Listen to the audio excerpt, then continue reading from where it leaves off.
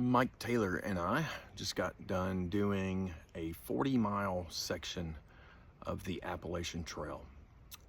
We did it in 3 days. The trail average is about 13 miles a day, which is what we did.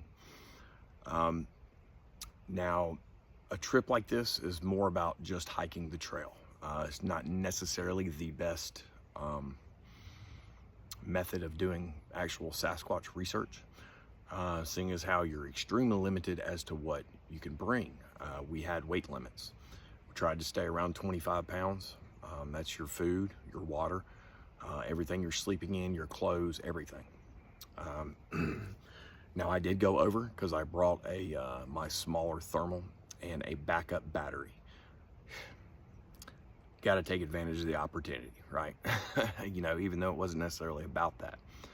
But the one good thing about doing something like this is we covered so much ground that it gives you a chance to find places that you can come back to later. Now, even though we might be in 20-25 miles somewhere, odds are there's a smaller trail connecting to the Appalachian Trail that we can get to that area from if we find a good area. And we found a pretty good area. It was our second night. We were looking for a place to camp. We passed up a really good spot. It was right next to a stream, and we don't like to camp next to running water, rivers, streams, nothing, because you can't hear anything. It makes it really hard to record any type of audio. So as beautiful as that area was, we passed it up and we went about another mile, and it's a good thing we did. Right when we got there, I was impressed with the spot because tactically, for Sasquatch, I had already seen this before. In fact, one of the first areas me and Mike started researching together was exactly like this area. You're pretty much down in a little bowl. 360 degrees is hills going up, right? So one thing that we like to do, or I like to do in particular, is to try to do the exact opposite of what you would do in the military, and that's give them the tactical advantage, give them the high ground, give them positions where they can come in and get close, all that kind of stuff, because from what I've seen, that's how they act. They are a lot smarter than I think people give them credit for. When we go looking for Sasquatch, it's less like looking for an animal and more like putting yourself in a position to where they can come find you and get close to you, because they outclass us in every way. So we find this area and it's pretty much perfect, textbook from what we've learned. We set up camp. There's no running water, but there's water about a mile away. And the first thing that happens after we set up camp is these two deer come down the hill and they're just hanging out, and they hang out for about 45 minutes on the perimeter of our camp. Now, we are in a wilderness area, and about 6 miles away, there's another large, kind of like a national park entrance area. And then there's like a cabin that you can stay in and stuff. Very possible these deers were partially domesticated. So good to go, not a big deal. But we've also heard stories where deer will come in and actually use humans as a human shield to protect themselves from something else that may be around. But anyway, they come in, they're walking around, domesticated, maybe hiding from something, maybe, we don't know. But we just go from there. We've gotten in the habit of, usually when we go out Sasquatching together, we try to find a bowl like this.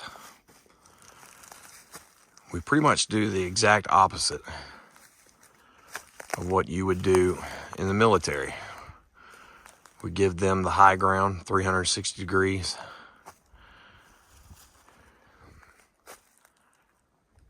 And then also, they've got an area like this to where at night they can get as close as they want to get if they're in the area. I mean, this is just a nice area anyway. We're pretty much out in the middle of nowhere on the Appalachian Trail. And there is a body of water. There's a stream a little south of us right now. But this is a really good area. I'm excited to stay here tonight. And the deer are right there. And we've got a buddy right there. And they know we're here. And they do not care, which is super weird. I'm thinking maybe there's a campsite about 2 miles from here that I think is pretty big. Maybe they're borderline domesticated because of that. I don't know. But they know we're here. Hey, dear. Hey, dear. And they do not care. He's still here, just hanging out. They're either partially domesticated or there's something around here that's keeping them here.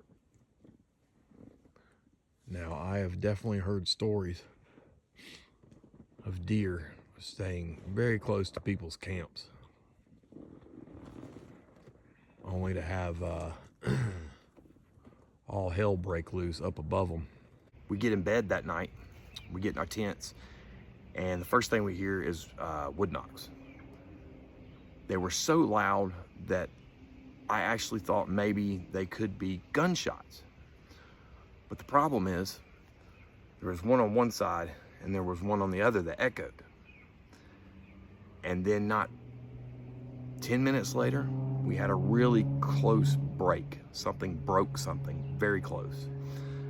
Now, I either have most of this on video or audio. I put out my phone doing audio recordings, just sticking it out.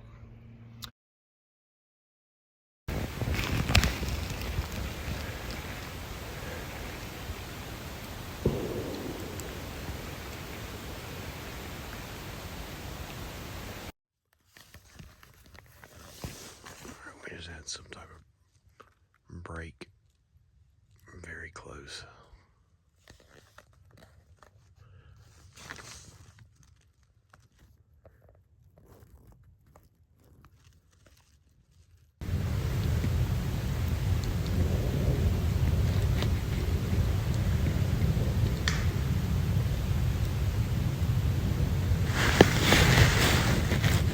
Did you hear that?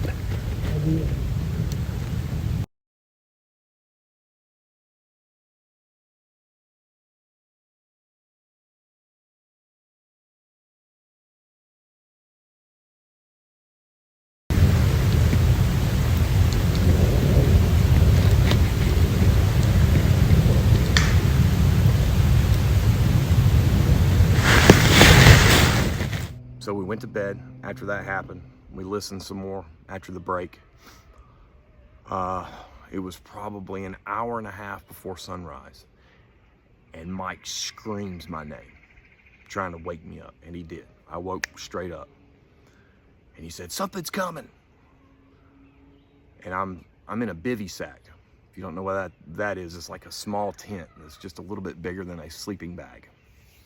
It sticks up off of your body like a couple inches. So it's a real small thing that I'm in. But I could hear it, and it was this wasn't a deer. It was not on 4 legs for sure, because it was freaky. Mike said it best. It sounded like a tank. Now, by the time I got my wits about me and grabbed my phone, I unzipped my baby sack, and I'm panning around trying to figure out where this thing is, and Mike's kind of directing me. I could still barely hear it. But on the audio, and see, I think it's gone. But on the audio, taken from the video, you can hear the last couple crashes. It's like a crunch, crunch break. So we did get that on video, or on audio. Fortunately, you know, with no more gear than we brought, I couldn't leave anything out. I couldn't leave any cameras out, any recorders overnight, nothing. You know, we just didn't have the equipment to do it. But we at least got that. Then we get up the next morning, and or I get up right after that, build a fire. I'm looking around and I find this big piss spot right next to a tree right inside the campground. I know it's not us. We don't pee in the campground. It's right in the campground. Mike gets up a couple hours later, and we're talking about it and all that, and I walk back over there, and that pee spot is still like just as wet as it was a couple hours before. And it was definitely a heavy odor of pee. I know it was pee. But it was a pretty cool experience. You know, I wish we were in the position to have more equipment and everything and get better video, but you know, for as ill prepared as we were, I still think it was pretty cool, and you know, at least worth showing you guys. So hopefully we can get back to that area. Where is it? Huh? Yeah, that way. Which way? The other way. No, straight ahead. This way? Yeah, right in there. It sounded like a daggum tank coming through the. Hey, buddy. Is that a deer? Uh-uh. What is it? I don't know. Where is it? Huh? Yeah, that way. Which way? The other way. No, straight ahead. This way? Yeah, right in there. It sounded like a daggum tank coming through the. Hey, buddy.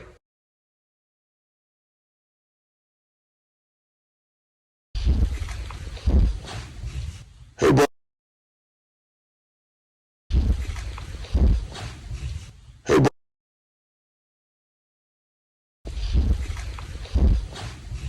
Hey, buddy.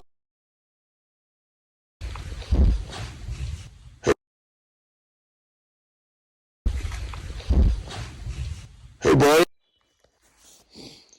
Maybe you can see that, but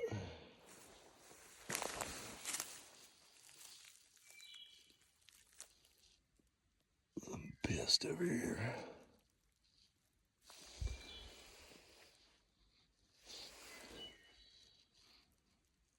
It's not us. Camp's right there. It's too close.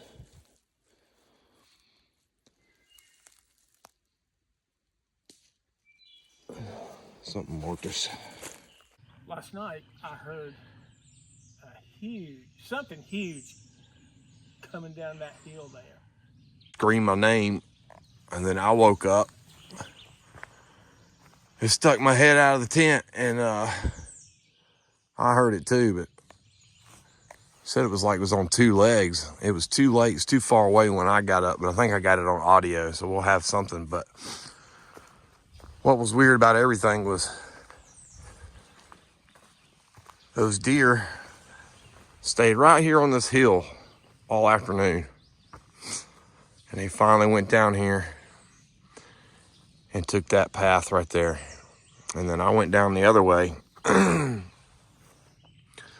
on my way back up, I did a wood knock. Well, then later on that night, last night,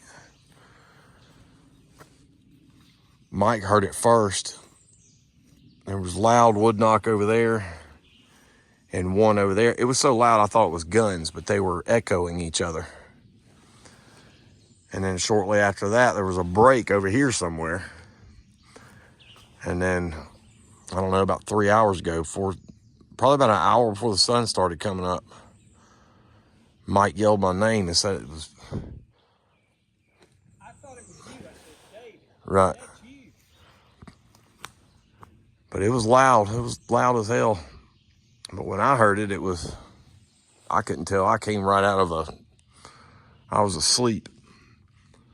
But I got it on video, at least a little bit of the sound, so we'll see. We'll put it in the program.